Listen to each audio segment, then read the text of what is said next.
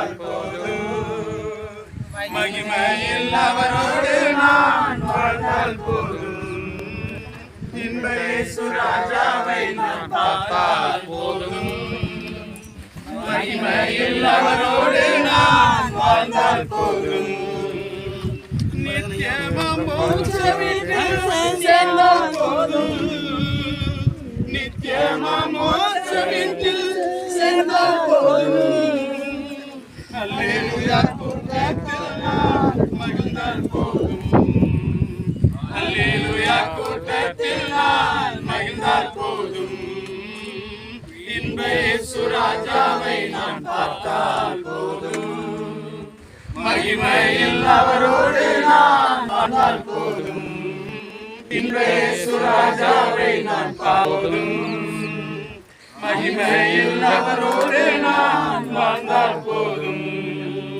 தூதர்கள் வீணைகளை மீட்கும் அல்லேலூயா கீதம் பாடிக்கொண்டு அன்பராம் இயேசுவோடு அகமகிழ்வேன், அன்பராம் இயேசுவோடு அகமகிழ்வேன், இன்ப இயேசு ராஜாவை நான் பார்த்தால் போதும், மகிமையில் அவரோடு நான் வாழ்ந்தால் போதும், இன்ப இயேசு ராஜாவை நான் பார்த்தால் போதும், மகிமையில் அவரோடு.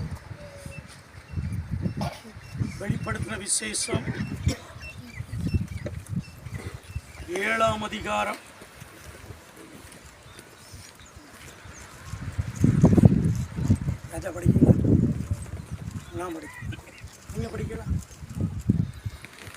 12வது வசனத்திலிருந்து 13 வாசம். அப்பொழுது மூப்பர்களில் ஒருவன் என்னை நோக்கி, வெள்ளை அங்கிகளை தரித்திருக்கிற இவர்கள் யார், எங்கே இருந்து வந்தவர்கள் என்று கேட்டேன். அதற்கு நான், ஆண்டவனே, அது உமக்கு தெரியும் என்று. அப்பொழுது அவன், இவர்கள் மிகுந்த உபத்திரவத்திலிருந்து வந்தவர்கள், இவர்கள் தங்கள் அங்கிகளை ஆட்டுக்குட்டியானவருடைய இரத்தத்தினாலே தோய்த்து வெளுத்தவர்கள் ஆனபடினாலே இவர்கள் தேவனுடைய சிங்காசனத்திற்கு முன்பாக இருந்து இரவும் பகலும் அவருடைய ஆலயத்தில் அவரை சேவிக்கிறார்கள். சிங்காசனத்தின் மேல் வீற்றிருக்கிறவர் இவர்களுக்குள்ளே வாசமாயிருப்பார். இவர்கள் இனி பசி அடைவதுமில்லை, இனி தாகம் அடைவதுமில்லை, வெயிலாகிலும் உஷ்ணமாவதும் இவர்கள் மேல் படுவதுமில்லை. சிங்காசனத்தில் மத்தியில் இருக்கிற ஆட்டுக்குட்டியானவர் இவர்களை மேய்த்து இவர்களை ஜீவ தண்ணீர் உள்ள ஊற்றண்டைக்கு நடத்துவார். தேவன் தாமே இவர்களுடைய கண்ணீர் யாவையும் துடைப்பார். இப்பொழுதும் கோயம்புத்தூர் பாஸ்டரையா இவர்கள் அவங்க செய்தி கொடுத்து ஜெபிப்பாங்க. மற்ற எல்லாரும் அடுத்து நாங்கள் ஜெபிப்போம். கர்த்தருடைய பரிசுத்த நாமத்திற்கு மகிமை உண்டாவதாக. தேவனுக்கு பயப்படுகிற ஒரு அற்புதமான ஒரு தெய்வ பக்தியுள்ள ஒரு மகன். பார்த்த கிட்டத்தட்ட ஒரு 10 வருடங்களில் இதுவரையும் முகத்தில் கோவப்பட்டே பார்த்ததில்லை. ஒரு அருமையான ஒரு சான்றுள்ள ஒரு தேவனுடைய மனுஷன். கர்த்தர் இந்த நாளிலே கூட வாசித்த வசனத்தின்படி கூட எங்கே இருந்து வந்தவர்கள் என்று கேட்டபோது மிகுந்த உபத்திரவத்திலிருந்து வந்தவர்கள் சொல்லப்பட்ட அந்த வார்த்தை. கர்த்தருடைய சமூகத்தில் மகன் மிகுந்த உபத்திரவப்பட்டபடினாலே கர்த்தருடைய பெரிதான கிருபையின் கரத்தை நீட்டி அவர் ஆறுதலையும் அவருடைய சமூகத்தினுடைய சமாதானத்தினாலும் தேவன் மகனை நிரப்பி அவருடைய செல்ல பிள்ளையாக ஆபிரகாம் மடியிலே லாசருவைப் போல கர்த்தருடைய மடியிலே அருமையான மகன் செல்ல பிள்ளையாக இருக்க முடியாது. மிகுந்த ஒரு கிருபையும் ஸ்லாக்கியத்தையும் அவர் இந்த நாளிலே நமக்கு முன்கூட்டியே அவர் பெற்றுக்கொண்டார். கர்த்தராகிய நன்றியோடு துதிக்கிறோம் அப்பா. கர்த்தாவை ஸ்தோத்திரிக்கிறோம். கிருபை மகத்தான கிருபைகளுக்காக நமக்கு ஸ்தோத்திரம். கர்த்தாவை ஸ்தோத்திரிக்கிறோம். இந்த நாளிலே கூட அருமையான மகனை கரத்தில் ஒப்பு கொடுத்து இந்த இடத்துல நாங்கள் கர்த்தாவை ஸ்தோத்திரம். எங்களுக்கு மிகுந்த வேதனையும் கர்த்தாவை மனவேதனையுமாக இருந்தாலும் ஆனாலும் கர்த்தருடைய சித்தத்திற்கு எல்லாவற்றையும் நாங்கள் ஒப்பு கொடுத்து ஜெபிக்கிறோம். அவர் உம்முடைய சமூகத்தில் வருகிறார் என்கிற தைரியத்தோடு நாங்கள் கரத்தில் ஒப்பு கொடுத்து நாங்கள் ஜெபிக்கிறோம். கர்த்தாவே, இன்றைக்கு நாங்கள் பார்க்கிற அருமையான மகனை ஒரு நாள் ஆவியின் சரீரத்திலே முகமுகமாய் தரிசிப்போம் என்கிற விசுவாசத்தோடு கூட நாங்கள் இதை விதைப்புக்கு ஒப்புக் கொடுக்கிறோம். கர்த்தர் தாமே எல்லாவற்றையும் பொறுப்படுத்தி வழிநடத்தும். அருமையான மகள் சிந்தியா அவருடைய கர்த்தாவே ஸ்தோத்திரம். மகனுடைய பெற்றோர்கள் எல்லாரையும் விசேஷமாக செல்லபாபு ஸ்டாலின் குடும்பத்தினர் ஆற்றி தேற்றி பிள்ளைகளை கரம் பிடித்து வழிநடத்தி தேவ குடும்பத்தின் பலப்படுத்தி சாட்சியாக நிறுத்தும்படியாக கருவின் கரத்தில் ஒப்புக் கொடுக்கிறோம். பரிசுத்த ஆவியானவர் தாமே தொடர்ந்து வழிநடத்துகிறாக இயேசு கிறிஸ்து நாமத்தில் ஜெபிக்கிறோம்.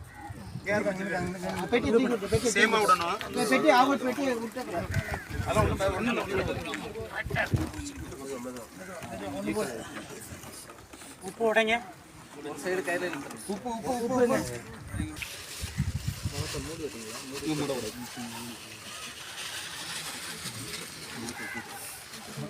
ரைட்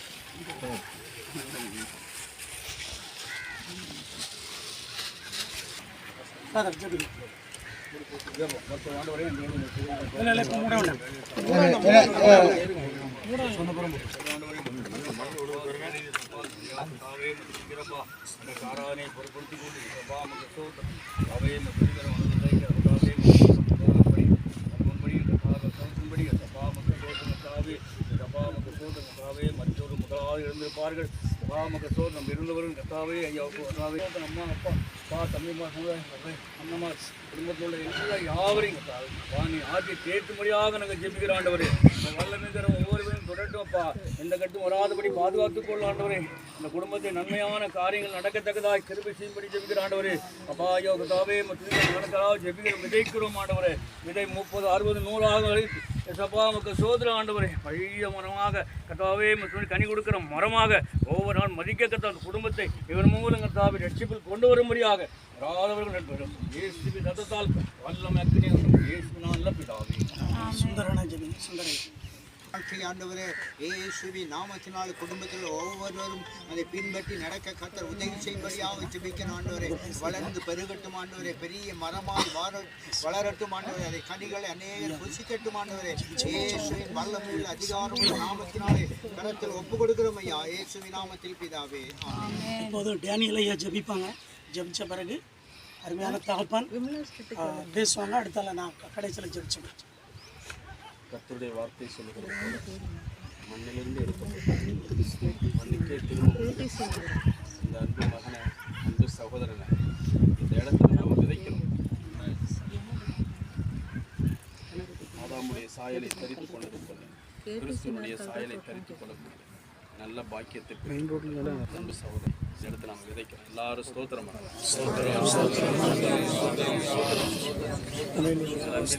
பிதாவே ஸ்தோத்தரிக்கிறான். இந்த அன்பு மகனை இவ்வளவு காலமும் சிறப்பாக மகிமையாக நீங்கள் வழிநடத்துங்க. கடைசி நேரத்திலே பல்வேறு விதமான சிரமங்கள், நெருக்கங்கள், போராட்டங்கள் ஆண்டவரே நீதிமானுக்கு பூமியிலே சரிகட்டப்படுமே. மகனை தூய்மைப்படுத்தி உமக்காக நீர் ஆண்டவரை எடுத்துக்கொண்டதற்காக இருக்கிற எல்லாரையும் விசேஷமாக அன்பு மகளை ஆண்டவரை ஆற்று தேற்றி வழி நடத்துங்க. பெற்றோரை ஆண்டவரே கூட பிறந்தவங்க எல்லாரும் தேற்றி நடத்தும். கிருபை இறக்கமும் கூட இருக்கட்டும். தொடர்ந்து அடக்க ஆராதனைகள் எல்லாம் இந்த விதை மகிமையா நீங்க நடத்தித்தாங்க. இயேசு கிறிஸ்து நாமத்தில் ஜெபிக்கிறோம் பிதாவே. இந்த நேரத்தில் என்ன பேசுறது தெரியல. இருந்தாலும் மகனை பற்றி ஒரு சில வார்த்தைகள் சொல்லுவாங்க. மகனை பற்றி சொல்ல ஆலன் ஜெயச்சந்திரன் என்ற எனது 2வது மகன். நாங்கள் கூப்பிடுறது சந்துரு அப்படின்னு செல்லாமல் நாங்கள் கூப்பிடுறது. இவன் கர்த்தருக்கு பயந்த ஒரு மகன். அவன் கிட்டத்தட்ட 1 வருஷமாக வியாதியிலே போராடி கொண்டிருந்தான். நிறைய பாடுகள், பிரச்சனைகள், போராட்டங்கள். ஆனால் ஒரு நாளும் எனக்கு தேவன் இப்படி ஏன் செய்தார் அதை குறித்து அவன் வேதனைப்பட்டு எதுவுமே அவன் செய்ததில்லை. ஒரு நாள் எதுவுமே வருத்தப்பட்டு சொன்னதில்லை. ஏனென்றால் கர்த்தர் மேல் அவ்வளவு பாசமாக இருந்தான். அவரை அதிகமாக நேசித்தான். ஆலயத்துக்கு செல்வதிலும் குறிப்பாக அவன் எங்கெல்லாம் போறானோ அங்கெல்லாம் வந்து நம்முடைய ஆத்மநேசர் ஆலயங்களுக்கு சரியான வேளையிலே அதிகாலையில் சென்று எப்படியாவது ஆண்டவரை தொழுதுகளை மூலமாய் தனக்கு ஒரு பெரிய விடுதலை கற்று தருவார் என்ற நம்பிக்கை தொடர்ந்து அந்த காரியத்தெல்லாம் செய்து வந்தார். நிறைய பிரச்சனை போராட்டங்கள் மத்தியிலே கர்த்தர் அவனை தாங்கினார், ஏந்தினார். பல பிரச்சனை மத்தியிலே கர்த்தர் அற்புதமாக நடத்தினார்.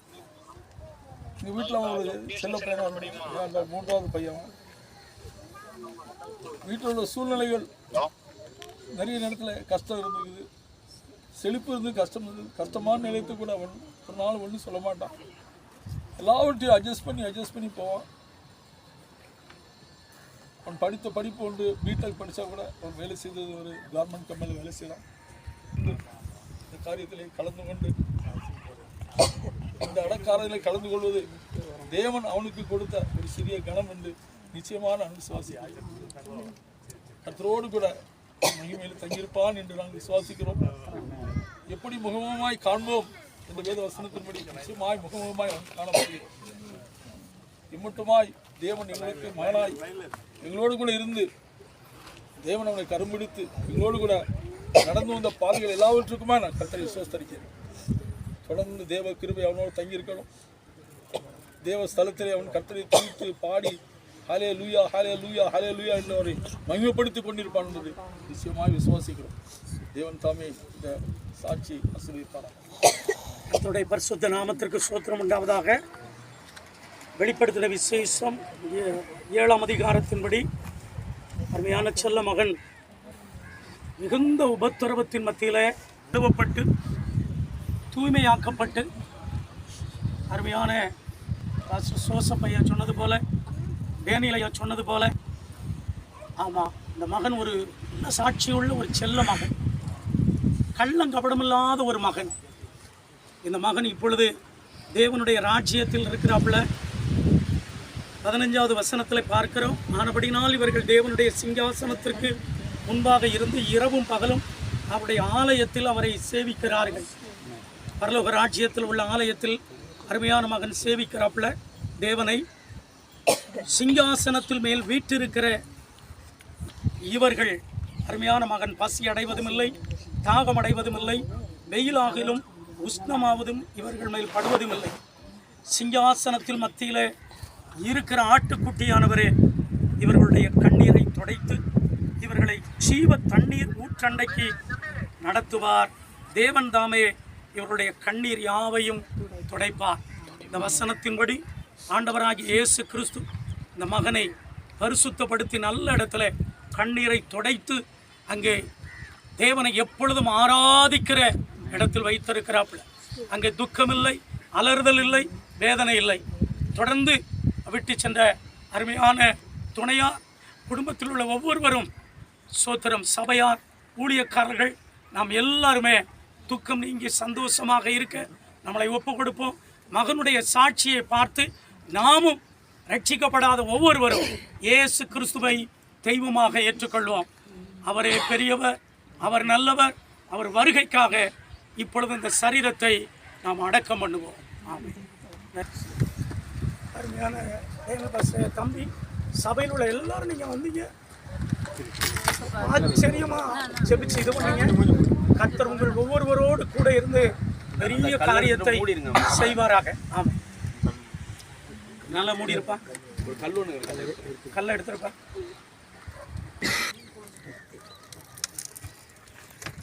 நாமத்திற்கு மகிமை உண்டாவதாக. வேதத்தில் நான் வாசிக்கிறது போல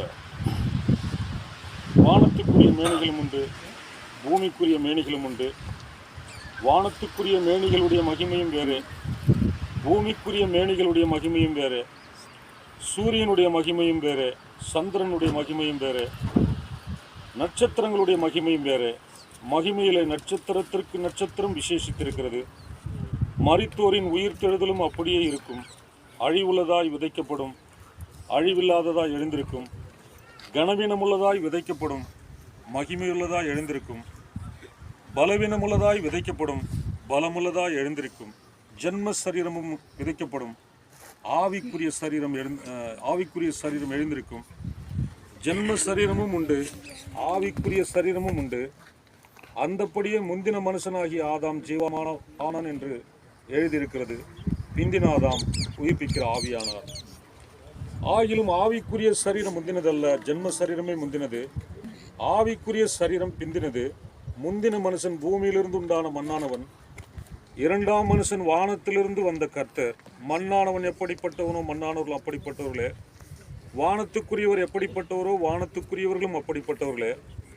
மேலும் மண்ணானவனுடைய சாயலை நாம் அணிந்திருக்கிறது போல வானவருடைய சாயலையும் அணிந்து கொள்வோம். சகோதரரே, நான் சொல்லுகிறது என்னவெனில், மாம்சமும் இரத்தமும் தேவனுடைய ராஜ்யத்தை சுதந்திரிக்க மாட்டாது. அழிவுள்ளது அழியாமையை சுதந்திரிப்பதும் இல்லை. இதோ ஒரு ரகசியத்தை உங்களுக்கு அறிவிக்கிறேன்.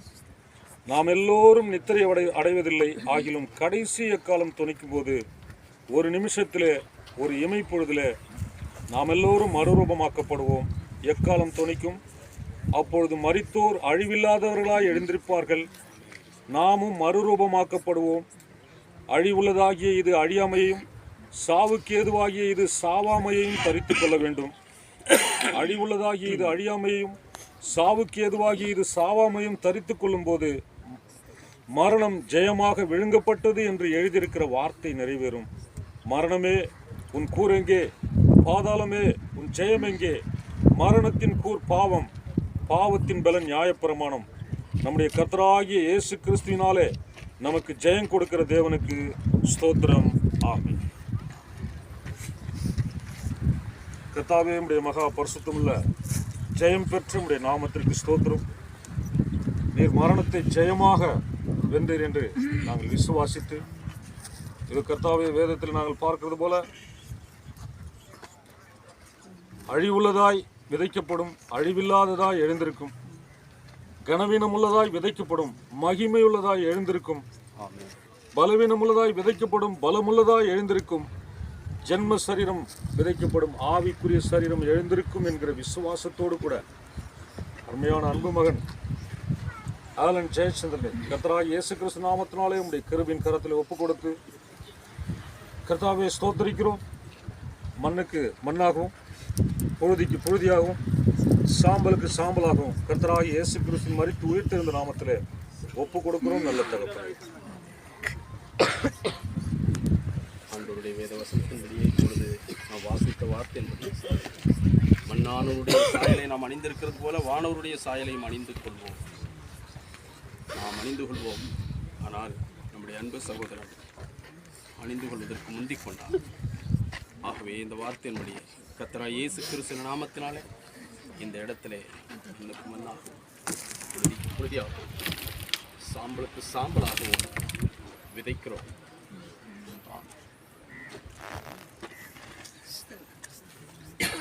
மண்ணுக்கு மண்ணாக, புழுதிக்கு புழுதியாக, சாம்பலுக்கு சாம்பலாக மறுரூப சரீரத்துக்கு ஒப்புக் கொடுக்கிறோம்.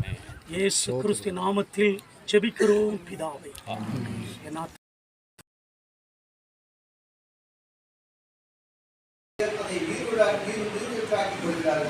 மலையும் குளங்களை நிரப்பும். அவர்கள் பலத்தின் மேல் பலம் அடைந்து சீயோனிலே தேவ சந்நிதியில் வந்து காணப்படுவார்கள். சேனைகளின் தேவனாகிய கர்த்தாவே, என் விண்ணப்பத்தை கேளும். யாக்கோபின் தேவனே, செவிகொடும். எங்கள் கேடகமாகிய தேவனே, கண்ணோக்கமாயிரும். நீர் அபிஷேகம் பண்ணவரின் முகத்தை பாரும். 1000 நாளை பார்க்கிலும் உமது பிரகாரங்களில் செல்லும் ஒரே நாள் நல்லது. ஆகாமிய கூடாரங்களில் வாசமாய் இருப்பதை பார்க்கிலும் என் தேவனுடைய ஆலயத்தின் வாசற்படியில் காத்திருப்பதை தெரிந்து கொள்வேன். தேவனாகிய கர்த்தர் சூரியனும் கேடகமுமானவர். கர்த்தர் கிருபையும் மகிமையும் அருளுவார். உத்தமமாய் நடக்கிறவர்களுக்கு நன்மையை வழங்காதிரார். சேனைகளில் கர்த்தாவே, உன்னை நம்பி இருக்கிற மனுஷன் பாக்கியவான். ஆமென்.